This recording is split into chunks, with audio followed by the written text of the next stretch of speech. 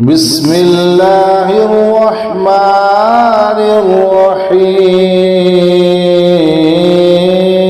الرحيم سبحان الذي أسرى بعبده ليلا من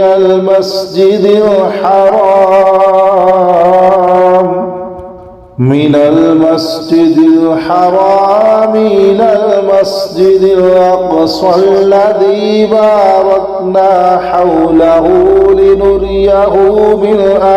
آياتنا إنه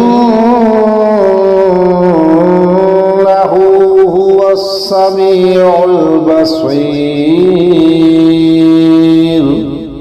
وآتينا موسى الكتاب وجعلناه هدى لبني إسرائيل